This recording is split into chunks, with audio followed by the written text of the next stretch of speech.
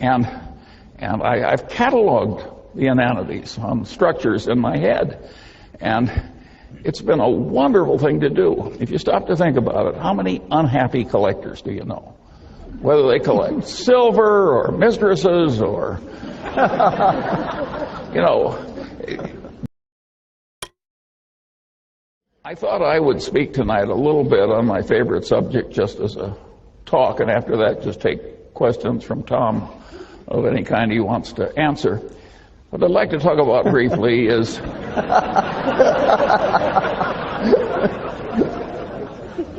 table. You think I'm kidding?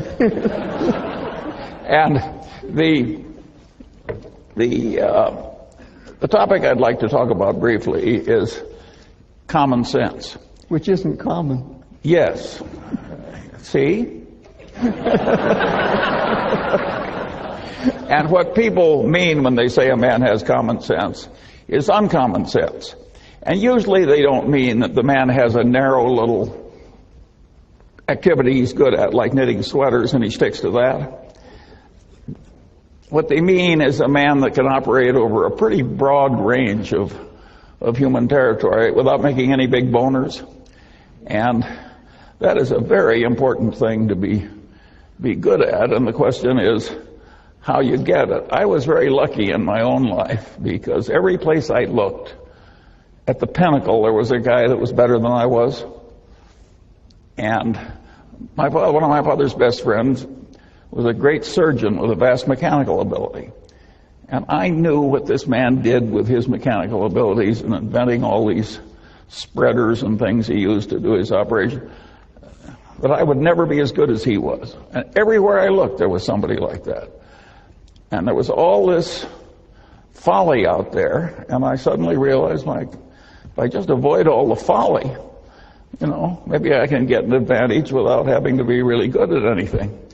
And I kept doing that all my life, and it worked so well that I enjoy sharing it with people like you. It really works to tackle much of life by inversion, where you just twist the thing around backwards and answer it that way. I actually gave problems to my children, and once when I had all of them together, I said, well, there's an activity in America. There's a one-on-one tournament, and the national champion became the national champion on two separate occasions, 65 years apart. Name the activity. And 7 of my children could not remotely do it.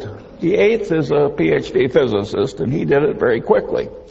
And what he did was he just turned it around. He says, it cannot be athletic. And he realized that no 85-year-old was ever going to win an athletic thing with the neurological and other deteriorations that are so evident tonight on the stage.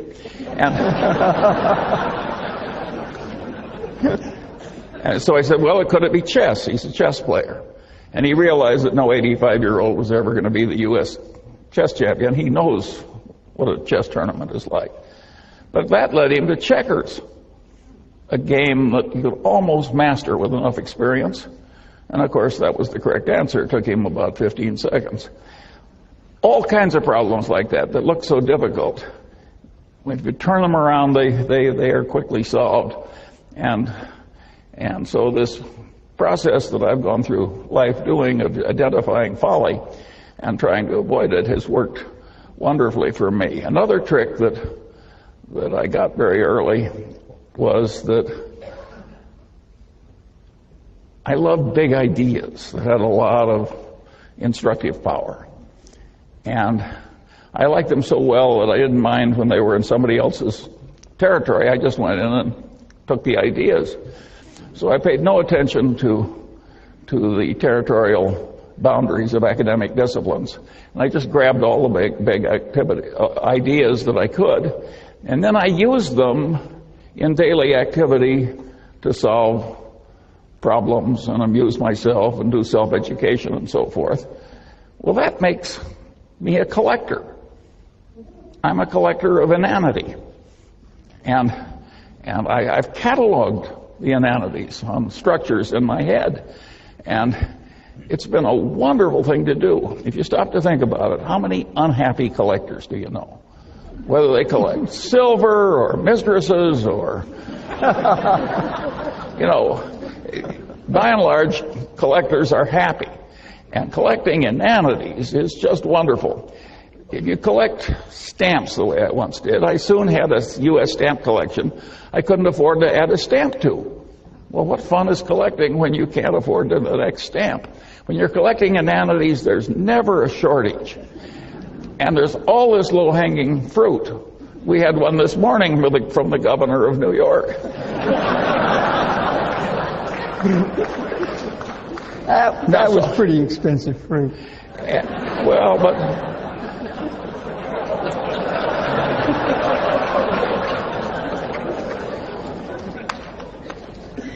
And so, this is just a wonderful activity, and it's amused me and instructed me all my life. And another thing that I got into when I did that was to be very interested in seeing how these ideas interplayed together. There's not big academic reward or worldly reward for integrating one discipline for a strange discipline, but a strange discipline that's not your own. So if you do it in your head, you're in a territory without much competition. Warren always says you should take the high road in life because it's less crowded. And this is a less crowded mental road in life, and it really works. And of course, when you do that, you get into issues where ideas are in conflict. And of course, it demands synthesis. Well, a lot of people, when they see a demand for synthesis, immediately retreat into whatever orthodoxy they came from. That's not the Munger. If there's two big, powerful ideas and there's a terrible tension between them and synthesis is demanded, I look it up if I can, and if I can't look it up, I try and figure it out, and if I have a poor approximation, I use that for a few years until it gets better. I got another idea that was very useful. I always liked Occam's razor. Now, that is a wonderful way to think. You can argue that Einstein's whole career was just a marvelous demonstration of Occam's razor. E equals mc squared is a pretty damn simple idea, but think of the power of it. And then Einstein developed, some people say, a counter-corollary to Occam's razor. This may be apocryphal because I've never seen it in any original source I trusted, but I've seen Einstein quoted with this observation over and over again. Everything should be made as simple as possible, but no more simple. Well, if Einstein didn't say it, he should have said it, because this is a very sound idea. I later developed a supplement to that corollary. And my supplement to Einstein's corollary was that, about Occam's razor, was in messy social science, if the result you're observing is a Lollapalooza, look for a confluence of multiple causes, multiple forces operating in the same direction.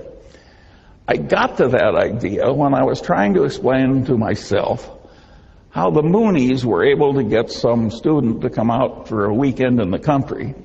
And at the end of the weekend, the guy was a brainwashed zombie who was the slave of some megalomaniac nutcase for the rest of his paltry life.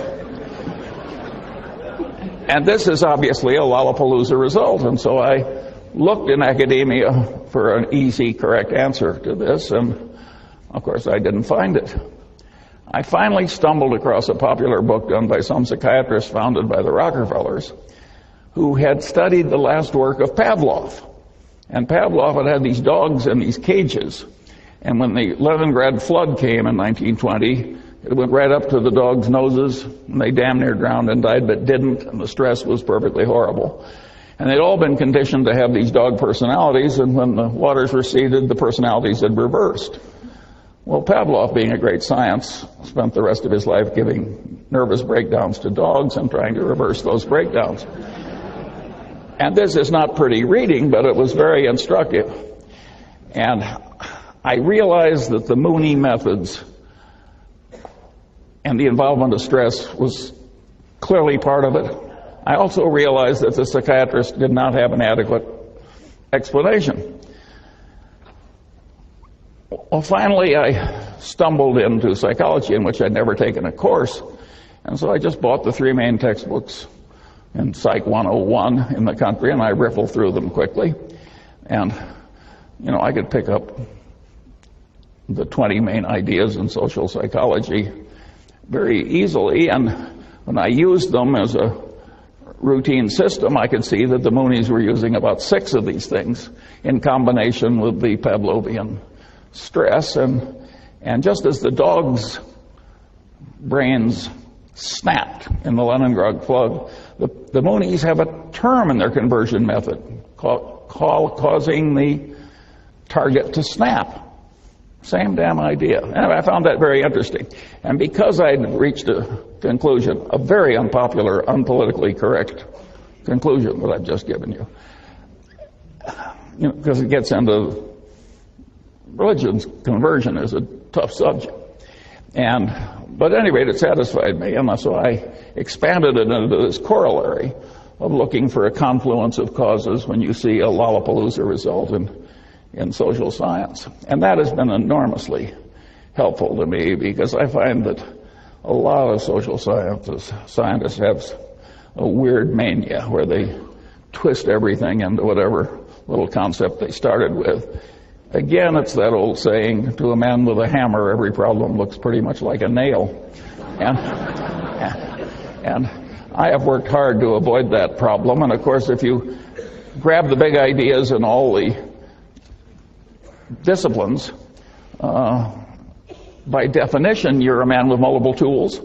So you're less likely to commit the inanities of the people who twist every problem into being a nail.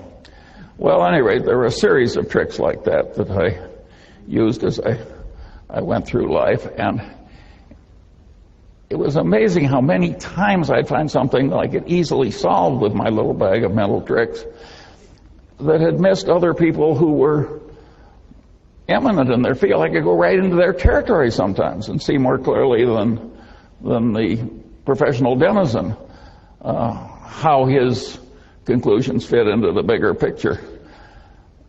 Again, this is a very dangerous attitude to have in ordinary social discourse. But it's a very good way to invest money. And at any rate, that's the kind of a peculiar man you have here tonight. And of course, I idolized Ben Franklin because I identify with him. Of course, he was so much more talented than I am. It's just a joke to make the comparison. But at least he was a totally self-educated man that wandered over a vast amount of territory and was pretty competent over the full range. And a lot of Franklin's knowledge was psychological too. He was a great observer of human nature. And so there are implications, of course, in this attitude of mine in academia. And the implication is very simple. Social science in America is very poorly taught. And the people who are the denizens and the people that they teach are way more incompetent than they need to be. The solution is to get all these social scientists, or the ones that have the capacity to do it at least, so that they are comfortable across the boundaries of disciplines and see where the ideas conflict. Let me give you a simple example. If you went around Caltech and asked people, where do the laws of chemistry not apply? Practically everybody would say, well, they don't work in a hot plasma. No big deal. But if you ask a bunch of people that have taken the main course in economics and have gone on to business school in America, and you say, well, you're selling something in which is measured in units, and you want to sell more units. Do you raise the price or lower the price? Well, they've seen supply and demand. You lower the price. Then you say, tell me the occasions on which, if you want to sell more units, you raise the price. Now, this is an intelligent group. You've been through social science. I'm giving you some time. Will anybody who has the right answer raise his hand? Yeah, luxury goods. That's what do. About 1 in 50 comes up with the idea of luxury goods. Right. That the price is sort of a signal that it's high quality, and if it's not a signal of high quality, it's a way of bragging to your friends that you have both discrimination and money. But one other interesting example is the one that happened to my Caltech educated friend Bill Ballhaus, who was CEO of Beckman Instruments, a company founded by another eminent Caltech professor.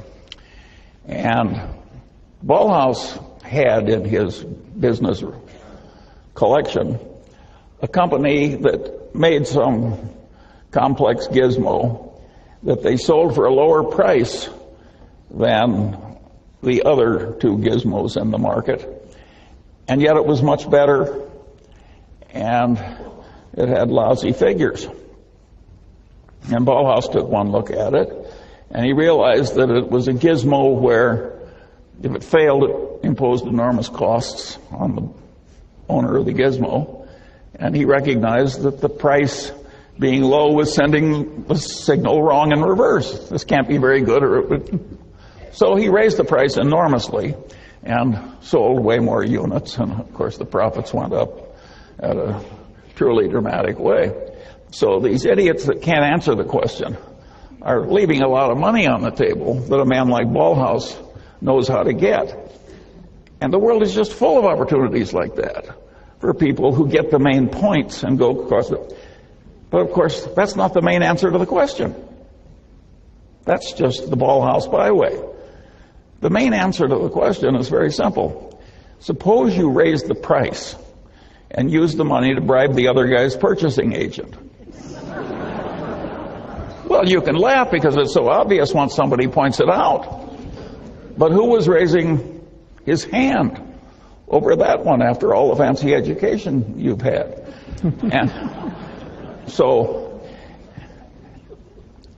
And the kissing cousin of that direct bribery of the other guy's purchasing agent, that's the way title insurance is sold in America, that's the way load mutual funds are sold in America, that's the way a certain amount of defense contracting has been done or attempted to be done. It's a huge, important part of capitalistic life, that business of raising the price and using the money to enhance sales. And of course, there are legitimate ways to do it too, like legitimate information through advertising or otherwise. But there's a lot of illegitimate use of increased price to increase sales, and that's a big part of the capitalist condition. And if you don't have a brain that automatically has these things pop into it, you haven't really assimilated social science correctly. What good does it do to be able to pass a test parroting back to the professor what he told you? Well, that'll get you an academic label, but it won't get you the many millions of dollars Ballhaus made by raising the price, and it won't get you really fabulous investment results in life if it takes some imagination. If you don't see how all these things work and how they interplay, and of course, the way to get that competency, like any other competency, is to adopt the necessary elements and practice using it over a considerable period of time and a considerable area of complexity. And now, get to a really interesting question. Can we fix the social sciences so they aren't such total horses' asses? And the answer is yes. Is it likely to happen? The answer is no. It will happen eventually because, well, here I'm going to lose my humility prize. I had a guy in the Harvard Law Review ahead of me. He said to me once in the course of an argument, he said, "Charlie, think about it for a while and you'll agree with me because you're smart and I'm right." Great argument. Yeah.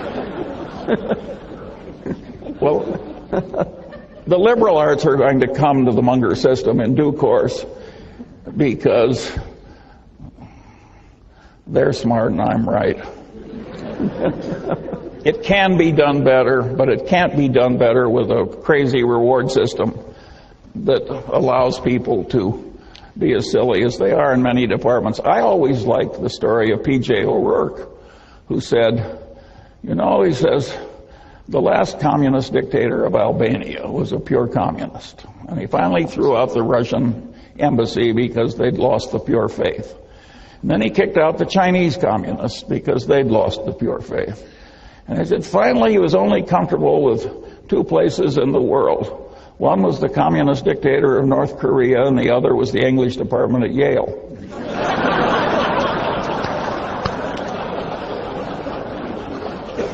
Well, you think I'm kidding, but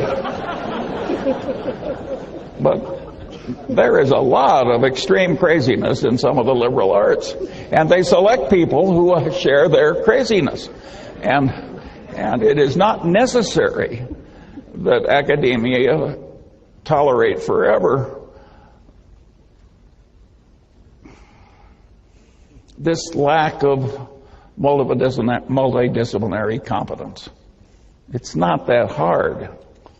If some aging, untrained, fat, old man can do it, surely the young, brilliant liberal arts people can do it. It will take a different incentive and a different system. It might even be that a place like Caltech could do it, but they'd have to get a rather unusual person to do it for them. All right, now I'll turn it over to... Well, I'd like to